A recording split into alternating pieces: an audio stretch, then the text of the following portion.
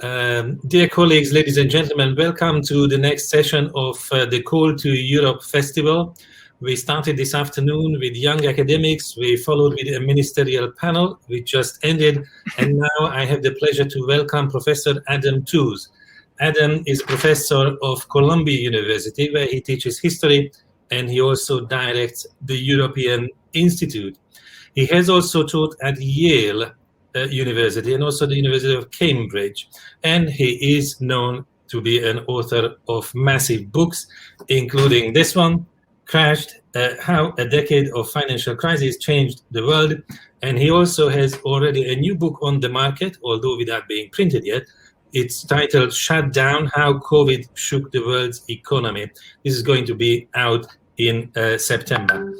Being a historian, Adam also comments on contemporary European affairs very frequently, and I'm really pleased that despite his busy schedule, he accepted our invitation, and he gave us a title which is really inspirational. I think the title already reveals the intention, because the title he gave is Europe Needs to Go Big.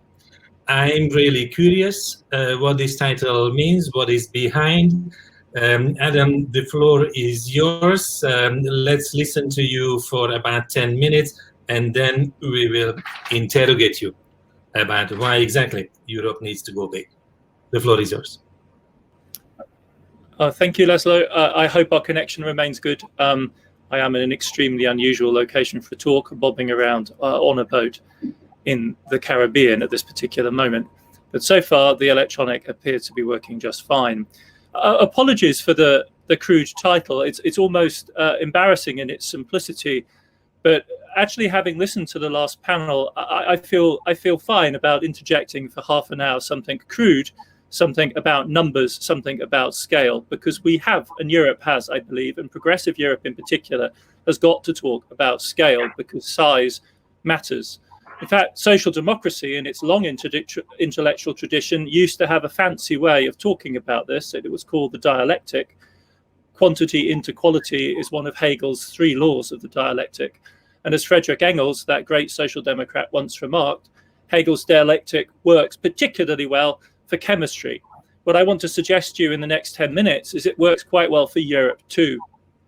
Unfortunately, though, rather than working in a positive way when we come to Europe, rather than working in the way that we sometimes imagine, for instance, quantitative economic growth turning into qualitative improvement in the standard of living, we all know about key thresholds that enable people to have access to healthcare, to access to basic consumer goods. Unfortunately, in Europe, this logic of quantity into quality tends to operate in reverse. Again and again, Europe has great ideas, good intentions, good plans, that when it comes to their execution and their funding are simply too small. And that has dramatic qualitative implications. They're well conceived, they're well designed, they're too small, they're therefore historically insufficient as responses. They doom Europe to frustration. It's a truly toxic dynamic, I would submit. Good turns into bad, qualitative change. Why? Because not enough. Social Europe is precisely a case in point. It remains not just unfulfilled, many people I think, but something worse. It remains hypocritical, disillusioning, not for want of talk, but for want of heft at the right moment, directed at the right people in the right way and on the right scale. Not always, of course. 2020 will go down in history as a triumph for the European welfare state with regard, for instance, to the short-time working scheme. But that was done at scale, and that's precisely the point. You know how much remains to be done in quantitative terms, how many Europeans remain at risk of poverty, remain excluded from the labour market over long periods of time. The ability to act promptly and act at scale is critical. It's the decisive question for Europe's future. It's the material reality behind all the fashionable talk about sovereignty. It's not enough to be able to do or say something. You have to do enough, and you have to do it in time. You know, you might think this was completely obvious until you turn to the realities of European politics. I'll never forget the first moment when I heard the phrase, this is in German, niedriger zweistelliger Milliardenbetrag. In English, an amount in the low two-figure billions. Some of you will have that phrase resonating in your heads. It was uttered in the spring and early summer of 2018. It was uttered by Angela Merkel as her reaction, belated, months Europe had been waited. This was Angela Merkel's reaction to Macron's push for an adequate fiscal capacity for the EU. Now, we all know that President Macron likes to talk big. And tens of billions of euros, well, tens of billions of euros are a lot of money, you might say. Surely no more was ever realistic. But what does realism mean in this context? A couple of 10 billions for a common fiscal policy for Europe may at this time have seemed realistic when you, for instance, measure them against the aspirations of the provincial branches of the CDU, which Angela Merkel, of course, has to answer to. But as a fiscal policy for Europe, what is Europe's GDP? Europe's GDP is 14 trillion euros. That's 14,000 billion euros. So a low double-digit billion euro amount, say 30 billion euros, is 0.2% of Eurozone GDP, 2/1000ths. It's a joke, not an adequate answer to the French president's overdue appeal to do something about Europe's fiscal paralysis. For sake of comparison, in 2019, Europeans spent 25 billion euros on pet food and 19.7 billion euros on pet accessories and services like taking dogs and cats to vets. So that's 45 billion euros, not a low, a middling double-digit billion euro amount on our pets. Now think of that, I would submit, when you're next involved in European negotiations. 45 billion euros is what Europeans spend on their cats and dogs and hamsters and goldfish every year. I love my little doggie. She's right here beside me. I may have to babysit her in a minute. But that kind of spending is not a demonstration of agency. It's not a sign of political commitment, of serious political commitment. It's a demonstration, in fact, of incapacity. Compared to Merkel's niggardly reaction to Macron and to what seemed possible as recently as April 2020, NextGenEU is rightly hailed as a breakthrough, a historic breakthrough. It was a multi-annual framework on top of the existing budget that takes us to 1.8 trillion. But the timeline here is crucial and the lack of focus. Look at the budget line items. 93 billion on research and innovation over 7 years. That sounds like a lot till you break it down to the annual amount. It's 13 billion euros per annum. And we now know our pet food benchmark. That's probably what Europeans spend on cats, pet cats per annum. Ditto for the European Social Fund. 12 to 14 billion euros per annum is cat level spending. That's the level of commitment we're talking about. The NextGenEU 750 billion, of which half in grants, will make a substantial difference to public investment in a handful of countries. Everywhere else, it's small change. It's pet treats. Now, NextGenEU isn't a stimulus. That's absolutely clear. We also know, so therefore more needs to be done in that direction. It's not enough to tackle the climate crisis either. It will make a positive difference, however, if the plans that are enabled by it are targeted very, very precisely in a handful of key countries, of which Italy, of course, is the absolutely crucial one. Why then, therefore, are Europeans' plans not bigger?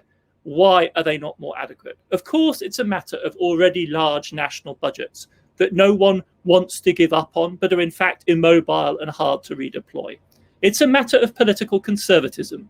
The basic tone, we should admit it, of much of the European project, all the way down to the current Commission, remains small c conservative. But progressives, I would also argue, and this is the thought I really want to leave you with, need to look at themselves. Social Democrats too have shaped this order of inadequate scale. French socialists in the aftermath of the Mitterrand experiment were going smaller. Italian ex-communists, socialists and left-wing Christian Democrats were using Europe as a vinculo esterno. German social democrats like Gerhard Schröder's Red-Green coalition and Per Steinbrück as finance minister under Angela Merkel's first government negotiated Germany's debt brake. If you follow the German news, you will know that Per Steinbrück returned to the pages of the Süddeutsche Zeitung, Germany's leading newspaper, only a few weeks ago to argue in favor of restoring the debt brake as quickly as possible. Why did they adopt this stance? Social Democrats. Why did Social Democrats adopt this stance? Very many complex reasons, which you will know more about than an outsider like myself ever will. One thing I would like to focus on, however, as somebody who moves in the world of economics and expertise of that type, is one particular aspect of this problem. A key part of the logic, as political sociologists have confirmed to us, whether it's Thomas Piketty in France in his new book or the political sociologist Stephanie Mudge in the United States, is that as social democratic parties in the 1990s gave up what were then called their old dogmas, their old combative politics, they became very sensible, very intelligent parties of educated people. They took seriously, therefore, the economics of the period. They imbibed that as the technocratic common sense of the period. They're smart politics, smart politicians trying to do smart things, taking advice from the smartest people, the economists who could advise them on what to do. The problem is that the economics of the 1990s was all about constraint, all about sustainability, all about limitation, all about self-discipline. It was haunted by problems of moral hazard, of creating independent agencies. And if you didn't learn those lessons, the threat was the bond market would drive the lesson home for you.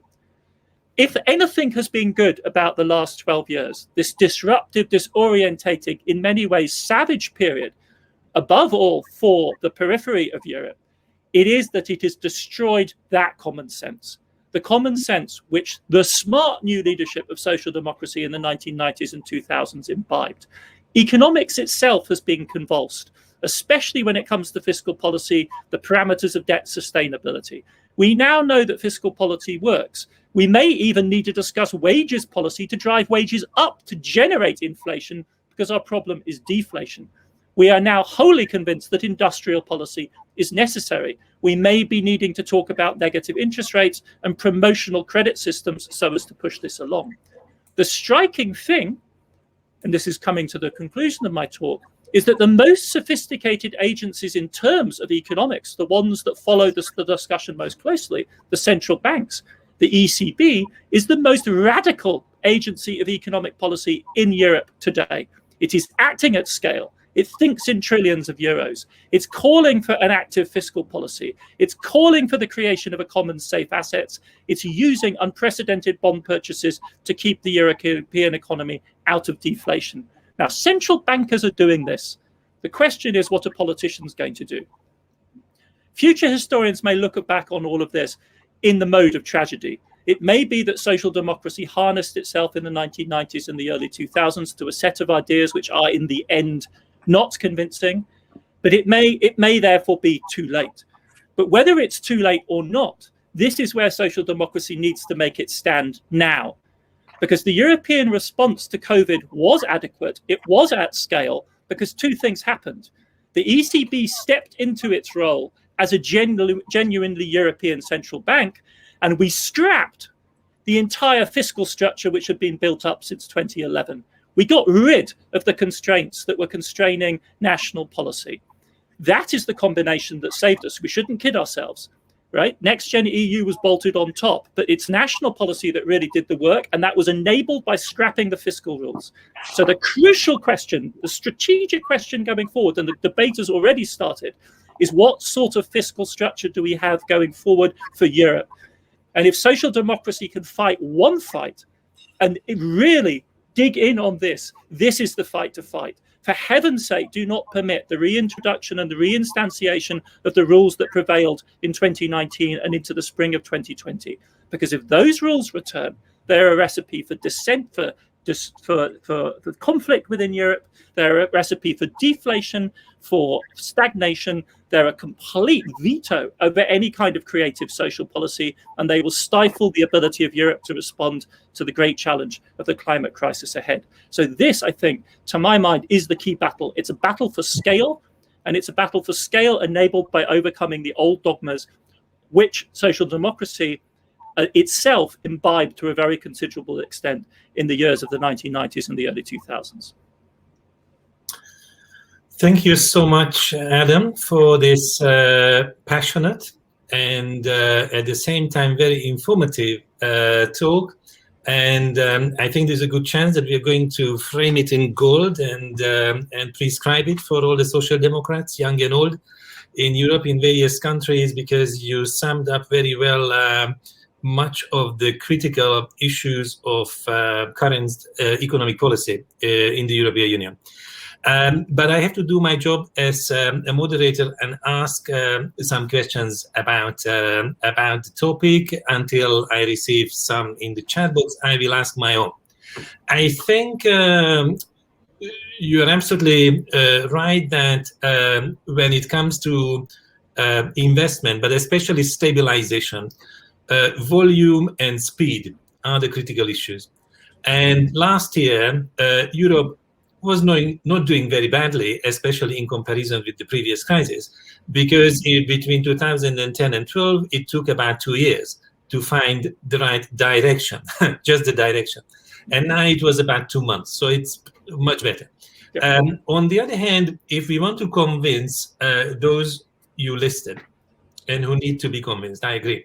The question is not simply about going big and spending a lot, but to bring certain items to the European level as opposed to national level. Because from a distance, a lot of people would say that Europe actually spends a lot. Europe has high centralization of GDP, but not at the European level, but the national level. So you would need to tell us in a few points why this spending or a part of the spending would be much more valuable for European citizens, Germans and Portuguese, Finnish and Slovenian, at the EU level, as opposed to national level. Why? I completely agree. I think this was if I'd had another 5 minutes, this would be the next move I would have made exactly in this direction. If you look at the world, Europe remains the preeminent center of welfare states. And this is obviously historically a legacy of the struggles of social democracy and your partners in Christian democracy at various moments. And this should not be denied, and it has a huge impact in mitigating pre-tax inequality as opposed to post-tax inequality. Very different picture from the United States.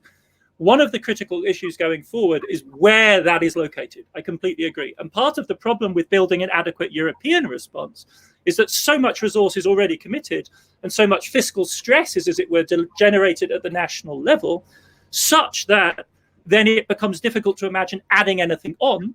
And when we come to the issue of transferring resources, that is, of course, extremely sensitive for all sorts of complicated reasons. Why is it necessary to fight this fight? Why is it essential to fight this fight?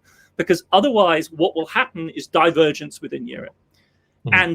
And that is the fundamental problem. And that is something which threatens Europe over the long run and its coherence, right? Europe is bound together. It doesn't have to be uniform, but I think Europe does have to promise some sorts of convergence. And the current promise of convergence, I think there are radical and very unattractive visions one could offer that would rely essentially on massive labor mobility. Europe becoming genuinely more like the United States. But that is clearly not really the promise. The promise is that within social structures that broadly speaking resemble their current form, we can see convergence. And that convergence will not happen by itself. That convergence has to be engineered. It has to be architected, because what we've seen instead is what economists call cumulative processes, which lead the other way. So Italy is fiscally constrained, so it's difficult to maintain high levels of public investment and spending on education. So its conditions become less and less attractive over time. And the same is happening at various different points in the European system. That is why the step towards larger European budgets, collective management, collective insurance, and in a world, of course, of increasing risks of an unpredictable variety, this becomes more and more important. I rather like the phrase from the previous session, 2020 was the beginning of the 21st century. I think that's exactly how we ought to think about this past experience. Look what we learned this year. Last year, we learned that certain very unpredictable shocks can shut Europe in new ways, which cannot be reduced to questions of moral hazard. It's not reasonable to blame the Italians and the Spanish and the French for the fact that COVID struck them first. If anything, you could ask why their public health systems were not more robust and had not been more adequately funded in recent years. So the boot would be on the other foot. All of this points to the need to aggregate, to unify, and this ought to be understood as a plan of building a common European welfare state over the long run. It ought to be a common set of entitlements shared by Europeans, valued by them, one in which they would in fact feel a real stake, a real investment. Being a Brit, you can tell from my accent, unfortunately, that's what I'm stuck with. One could think of the National Health Service as the sort of icon of national patriotism. Ideally, Europe should have something, a series of welfare institutions, a series of social structures like that. Erasmus, for the lucky, fortunate, educated Europeans who take advantage of it, is an institution a little bit like that. We should look to build institutions of that type that embrace all of society and not just the educated minority, those who aspire to higher education, which increasingly converge on being a majority, but only just. And we know how large a percentage of the population is excluded from those kind of privileges. I think your accent is very good, and I always say that for objectivity, we need the non-Eurozone countries like the British or the Hungarian to have an impartial judgment, especially when it comes to the North and the South issue. The fiscal rules, you mentioned that scrapping, or more precisely suspending, the fiscal rules last year was an absolutely decisive step. But in the long term, we cannot have no fiscal rules, probably, in the Economic and Monetary Union. Stephanie Griffith-Jones is actually asking this: what kind of new national EU fiscal framework you would find, let's say, not so counterproductive as the previous or the original set of fiscal rules, which have been more or less thrown out? Well, I did a column for Social Europe, the wonderful website, which is sponsored by some of the people that sponsor you, a couple of weeks ago, that was just bringing together the debate, because I think what we're seeing, and this is also something to celebrate, right, is that for all of the crises of the last 12 years, one of the things it has done is to create a public sphere in Europe of concerned Europeans trying to figure out how these rules ought to operate. And so there is already a debate beginning. I mentioned some of the German contributions, which need to be taken seriously in their own right.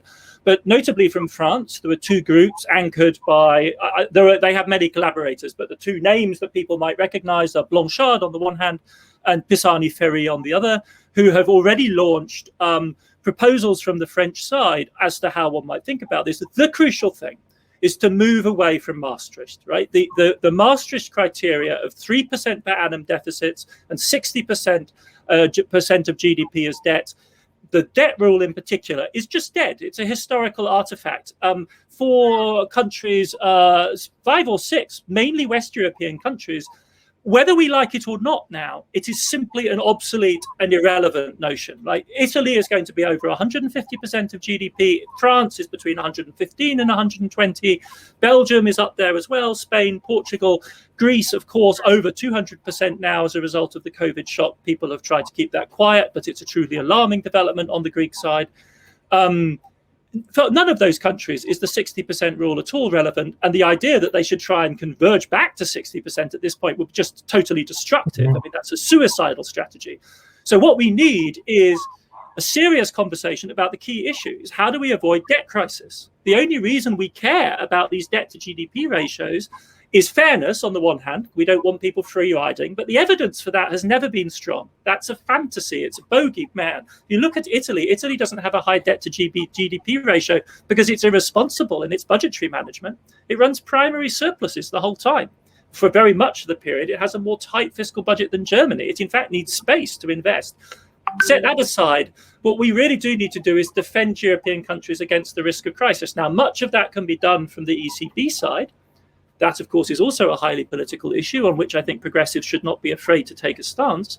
But the other thing is to think hard in a nationally specific way. And this is the proposal from the French. Both of their ideas come this way, is let's analyze what particular countries can bear. Let's move away from simplistic rules. Let's have an ongoing and sustained and serious empirical conversation about what's manageable, because that's really the criterion, not some sort of moralistic, you're the wrong side of 60, so you're, a country that needs to adjust. That is irrelevant now, anyway. You would need to reform German language and separate that as a financial term from sin. I believe the Germans are easily smart enough to figure that problem out. We can work our way past that with the German comrades. I don't foresee that as being an insuperable issue. Some very quick questions. Alina is asking a long one, but I can translate into a short one, because you mentioned Maastricht being the original problem. Ignoring the fallacy of composition and so on and so forth. And could we not counterbalance the financial Maastricht with the social Maastricht? Because in reality, the purpose, especially from a progressive point of view, should be social progress. So if we can define it and ensure that finance actually supports, if possible, the social progress, how would you relate to this? I like that very much. The way you would operationalize it, and it's bizarre for Europeans, I think, to be taking lessons from the Americans, but perhaps not in a way I'll explain in just a second. But the single easiest way to address this would be to mandate the ECB to have a full employment mandate. It should not be acceptable in the current era for the most powerful federal lever of European economic policy to be systematically blind to social conditions. Now, Conservatives will throw their arms up and say, oh, central banks can't do that. It's nonsense. The most important central bank in the world, the Federal Reserve of the United States, still notably more important than the ECB, has a dual mandate. Has it led to absurd levels of inflation in America? Of course it hasn't.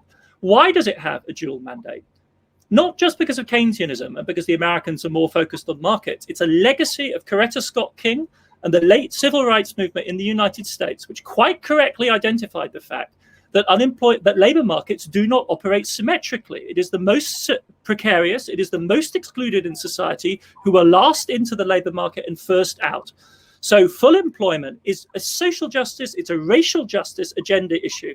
And that same insight ought to apply in Europe, and the weight of that insight ought to weigh on Europeans as well. I simply do not understand how central bankers sleep at night, knowing that interest rates affect unemployment. And American central bankers don't have a problem. Jay Powell, a mainline conservative, has said he will not touch interest rates until America's labor market is tight as a drum. Why? Because it's a social justice issue. Now, if Jay Powell can say that from the Fed, I have seen no reason why a social Europe should not have a central bank that manages this same problem. That would be my simple fix. Now, I understand that's a huge political ask, but it seems to me that that's where progressive politics, where economic policy in its most technical sense would link directly to social policy issues. Monetary policy should not sleep until we have achieved the Porto employment objectives. We've specified what that is. That's what the target should be for the central bankers. You do everything necessary to achieve that level of employment. Yes, and also you're concerned with price stability. Naturally, you should be able to walk and talk at the same time. As you mentioned, the United States as a source of inspiration and a good example. Why don't we close with this? Because you started with the title that Europe should go big, and acknowledging that last year, maybe Europe could take pride in the crisis response, which was economic but social at the same time, and we thought, oh, we are much smarter than the Americans. But now, Biden is probably cruising ahead. And they are really going big. They do take care of the social dimension. They have a very clear aim to halve child poverty, at least, I think, if the capacity is allows, and if they can politically sustain this course. So is it really the case that now the Americans are light years ahead in terms of the magnitude of the crisis response? Because then you could give us a short list of what should be in particular monitored and, if possible, transferred to the European context. Yeah, I'm broadly speaking, I think there has been a roller coaster of kind of political discourse, at the very least, over the last 18 months. One has to be careful, of course, right? What the Americans lack is what are called automatic stabilizers. They don't have an effective unemployment insurance system, so they have to do these crisis measures. They don't have tenant protection. So tens of millions of people would find themselves evicted if they hadn't acted in the way that they did. And they have terrible child poverty rates. So halving their child poverty rate is not something they should be pleased with. What they are demonstrating, however, is the power to do fiscal policy and the willingness to do it. And they are willing to take the risk with inflation. And that is the thing that really stands out about the American Rescue Plan, right? In the face of people like Larry Summers saying, "Ooh, it's going to drive you above your output gap," so-called, they said, yes, we're going to take that risk. That is the kind of attitude that we need to see in Europe. And given the complexity of doing this at the pan-European level, it has to ultimately rely on national policies. And the question is, as it were, how does Europe become a facilitative partner of that kind of mobilization in the short to medium term? Longer term, one would like to see this raised to the European level. The ECB has done what it can do. At this point, it really is down to politicians. It is down to fiscal policy. And that's, I think, the real contribution that the progressive parties can make. Thank you so much. We asked you to be with us for about half hour, and I think we exploited this time frame. Obviously, there are so many issues on the table which would require further discussion. Some questions, unfortunately, remain in the chat box, but please promise that once you are back from your exotic location, we can continue this dialogue, and you will visit FEPS either through video or when you are in Europe, also physically in Brussels, and we can benefit from your analysis. Maybe launching your new book would be a very good opportunity in the Brussels bubble. It would be a pleasure. I hope to see you in the fall. Thank you so much. Thank you, László. Bye-bye. Bye.